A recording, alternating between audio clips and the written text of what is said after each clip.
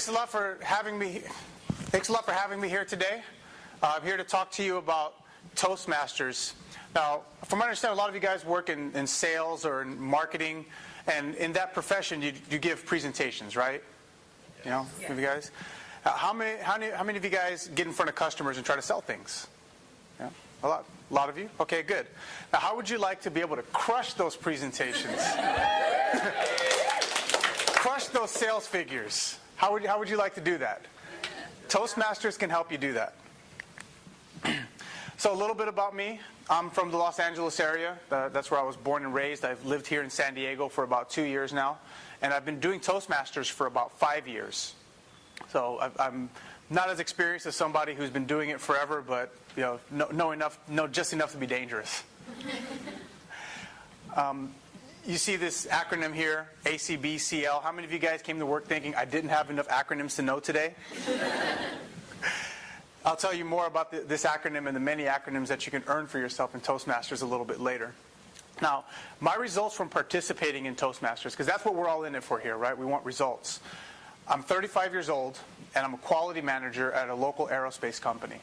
And typically, a quality manager for the type of product line that I develop usually is in their mid to late 40s, and a lot of times at larger companies in their early 50s. So I was able to achieve what it takes 20 years for somebody to do in about 8 years. And a lot of that I attribute to my participation in Toastmasters, the ability to be able to confidently persuade, the ability to confidently present an idea to somebody and have that person get it.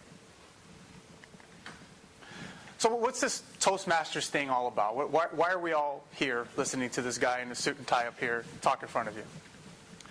So Toastmasters is a speaking and leadership development program established back in 1924.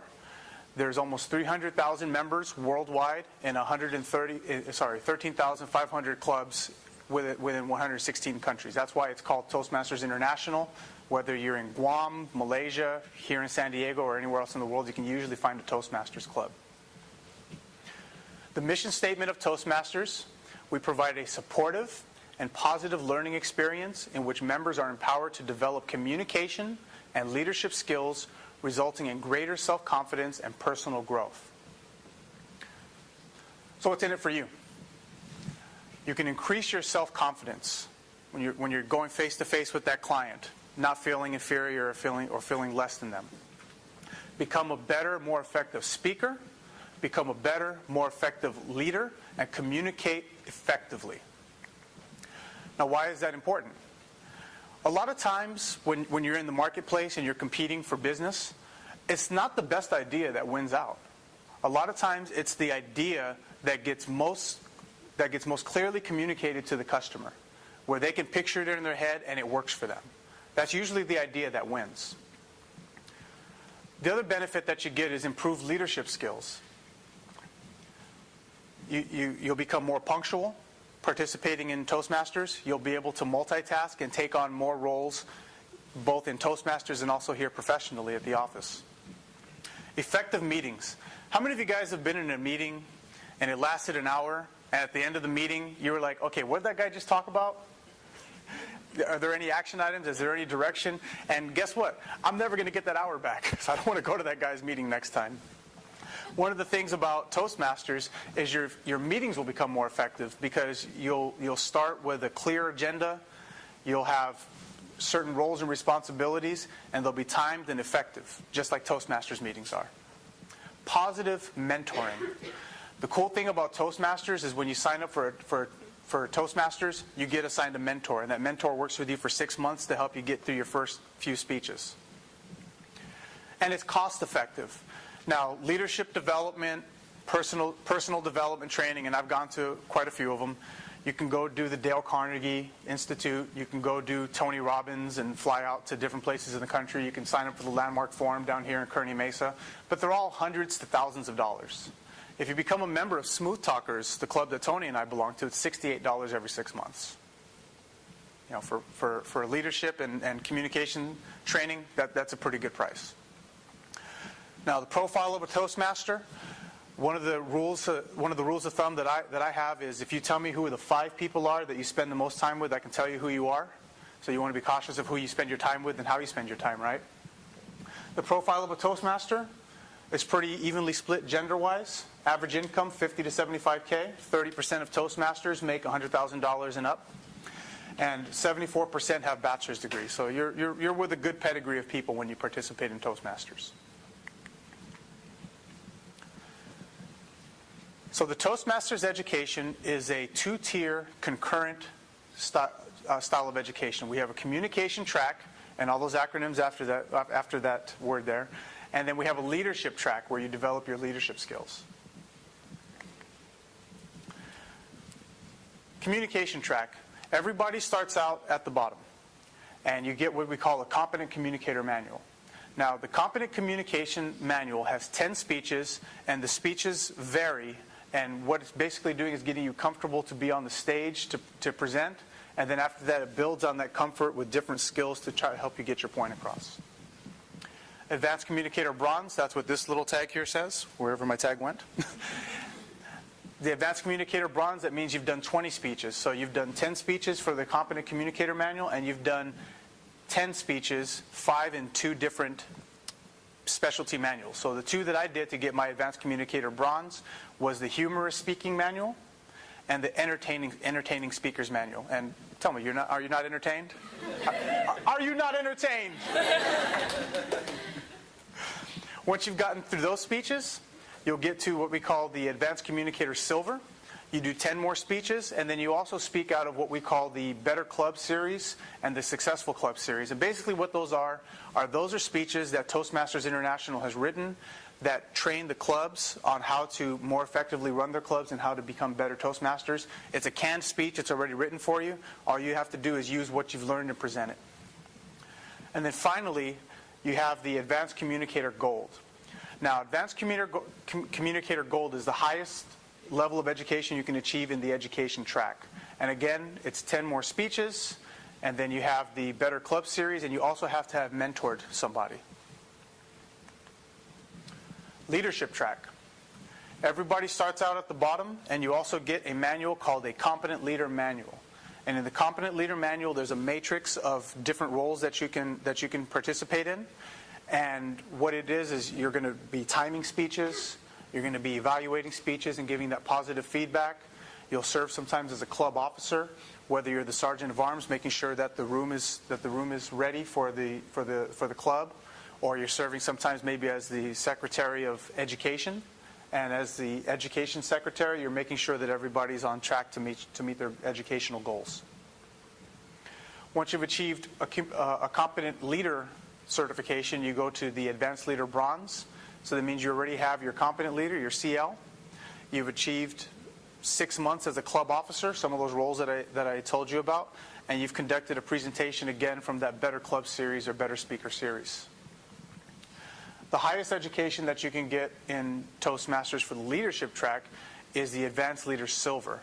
And it's everything that I mentioned previously, and it's also serving in your district area. So one of the ones that people do, and it's pretty easy to do, is an area governor.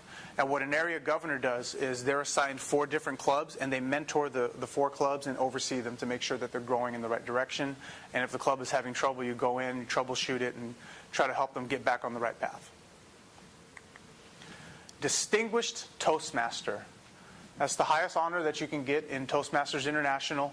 If anybody here took Taekwondo as a child, the black belt, and this is the equivalent of a black belt in Taekwondo. It's the black belt of Toastmasters.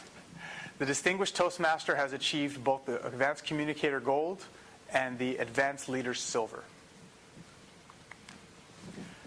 How many of you guys came to work thinking, I didn't see enough flowcharts today? Okay, if you didn't see enough flowcharts, I got one more for you here. Again, as a new member, you start concurrently. Here's your speaking track, and here's your leadership track, and at the end you become a shiny new DTM. And again, the education is self-paced. You don't have to aspire to become a DTM. You make the education what you want of it. So we're going to get into the Competent Communicator Manual because this is where everybody starts at. But more importantly, because I've completed this Competent Communicator Manual, I can actually share with you my experience doing so. So project number 1, the icebreaker speech. Now, the cool thing about the icebreaker speech is everyone in here has an expertise to complete the icebreaker. You know what that expertise is in? Anybody got it? Yeah, right. It's yourself. It's you. Everybody's an expert on themselves. So the first thing you do with your icebreaker speech, you get up and you come out and you share a little bit about yourself, and the time is 4 to 6 minutes. From there, we get into what we call organizing your speech. Now, you can get up and you can talk about yourself, or you could talk about a hobby, or you could talk about something at work, maybe a project that you're working on. And all you have to do is make sure that your speech has a beginning, a body, and a close. Get to the point. Project number 3. Now, this is one I want to give you guys a little bit of coaching on, because it's actually, it can be a little bit daunting when you're first starting out, but it's actually very simple. So I want to have an opening to my speech, and I want to make point number 1, and I want to have all of my sub-bullets. And then I want to go ahead and transition to point number 2. So I make point number 2, I have all of my sub-bullets. Number 3, I go to point number 3, all of my sub-bullets that are organizing my thoughts, and then I have a closing and I'm done, right? Getting to the point, making sure you have a point, arguments to support your points, and basically what we're doing is we're starting to build the structure of your speeches and how you write your speeches. How you say it, project number 4. How many of you guys would be paying attention to me right now if I had this podium in front of me and I had this book and I was reading out of the book every line? I could see you're checking your Facebook status right now because you're not interested in anything I have to say. So how you say things, the inflection in your voice can get somebody's attention. That softening of your voice can get a more intimate or personal relationship with the person that you're speaking to, or can get a point across in a more subtle manner. How you say things and how you say it is important. Project number 5, and we're going to see a little bit towards the end an example of project number 5. Your body speaks. Now, when I was in Toastmasters a few years ago, I was going through the manual, and what you guys, like I told you, I grew up in the LA area, so I used to belong to a rap group. And in project number 5, I did a body speaks thing about the rap group that I belonged to. So I did a couple of my hip-hop moves, and I was kind of beatboxing, kind of doing one of these things. And I was able to communicate my point about how the generation of hip-hop that I listened to shaped who I am today. Vocal variety, and that same speech actually incorporated the vocal variety. The highs and lows of your inflection and your tone can communicate messages differently. Research your topic, particularly for you sales guys, but for everyone here, generally speaking. You want to make sure that what you're speaking about has credibility, that what you're speaking about is backed up by facts. But again, just like the guy that I showed you over there, you don't want to be sitting there just reading a bunch of data to somebody, because they're going to tune out. So what you want to be able to do is you want to be able to research your topic, you want to be able to take all of the data, and you want to make it mean something. And then you want to be able to present that information to everybody, and then have a backup slide that says, this is where you could find how I did my research. Get comfortable with visual aids. Now, you can come up here and you can do a speech with a PowerPoint, but that's actually kind of boring, the first time anyway. Getting comfortable with visual aids, I've seen very creative things. I saw a lady who had a little elephant deal with a golden thing on the top. It looked kind of like Ganesh, but not with as many arms. And she told a whole story about her family lineage just behind that one little object. And it was really cool. I've seen people come up and just give out food. If you want to win the best speaker ribbon, just give people food and you will win. But that's a visual aid. It's also very tasty depending on what you're handing out. Persuade with power. Project number 9. What you want to be able to do is you want to be able to state a position. You want to be able to state your point. And you want to be able to move that person to your point of view. A persuasive speech is a powerful speech because it makes people either think about something differently or it calls them to action. And project number 9, that's where you learn how to do that. Project number 10, the last project in the Competent Communicator Manual. Inspire your audience. Now, when you're inspiring your audience, what you're doing is you're calling them to a higher calling. Not only are you calling them to action, but you're making them feel good. You know, did anybody here watch the NBA playoffs? Golden State Warriors, Mark Jackson. Did you ever see how passionate he was on the sideline? And he had all those guys' attention.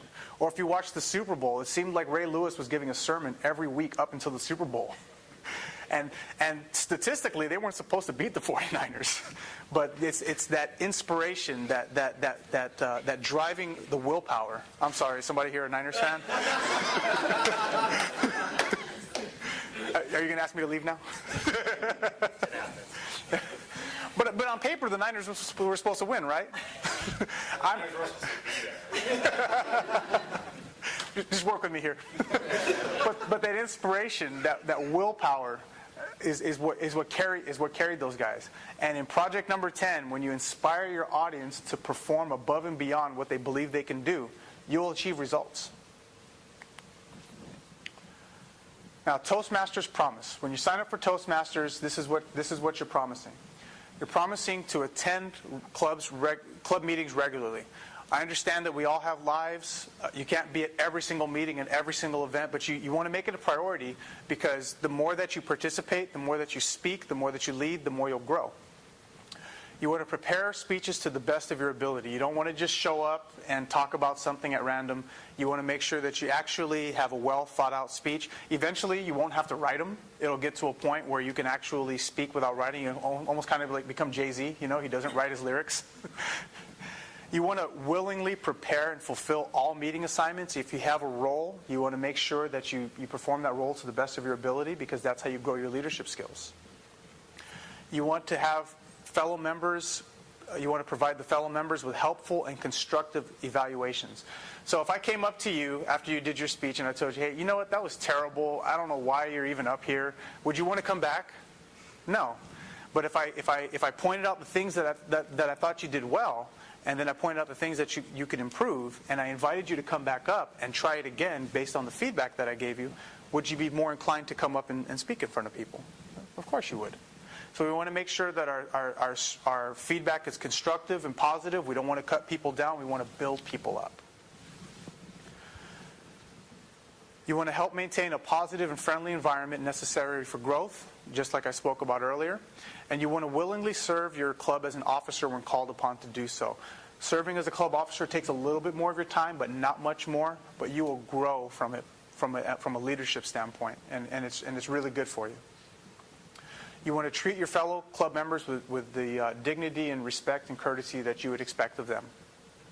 You also want to bring guests. So if you participate in Toastmasters and you get through the 10 speeches, and then you're able to talk to, let's say, a marketing affiliate, and you break into a new niche, and now your bonuses go up or your salary goes up, the business is doing better than it was, and it was from your participation in Toastmasters, wouldn't you want to share that with somebody?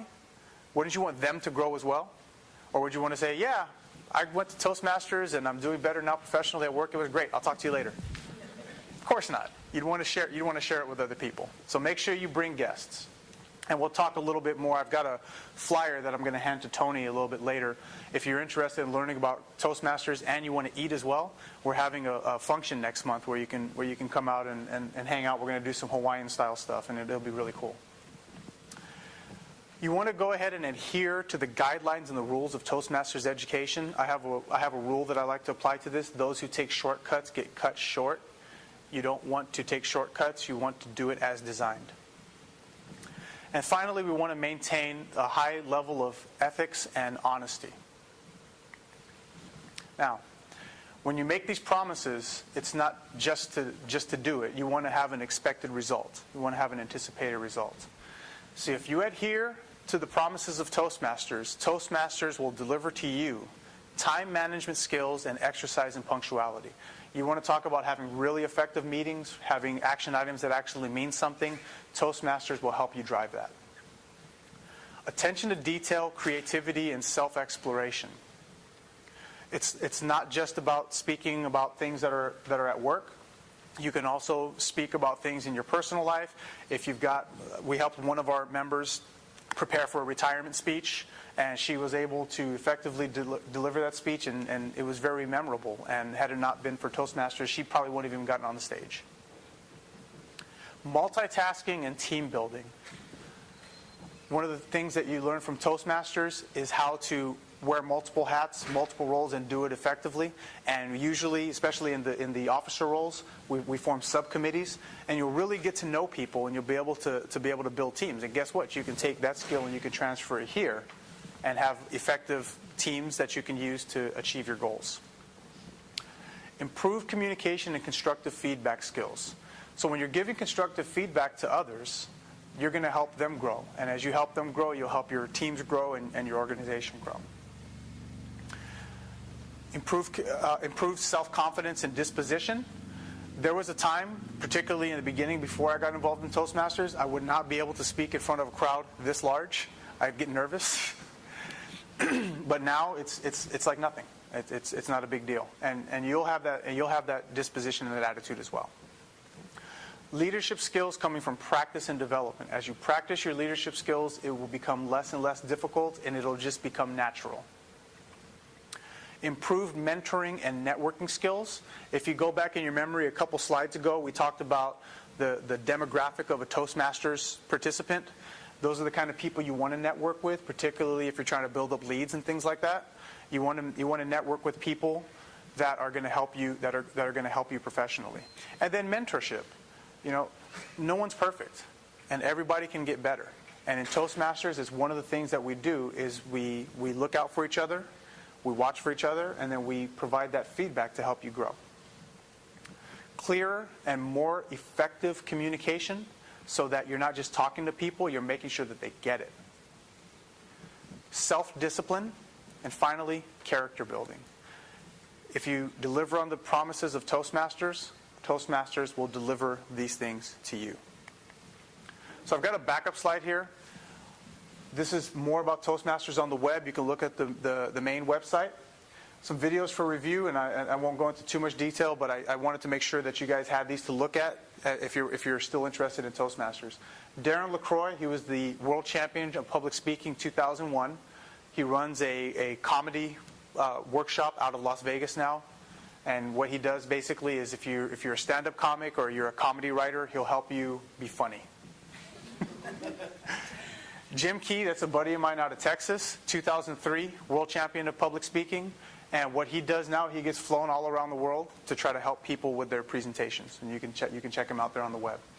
Catherine Hatcher, that's another friend of mine. Catherine isn't a world champion of public speaking, but when I met her 4 years ago, she had just become a distinguished Toastmaster. And 4 years later, she was able to quit her day job, and she has her own image consulting company now. So the program, like I said, the program works. Norm Nomura, he's a local guy here in San Diego.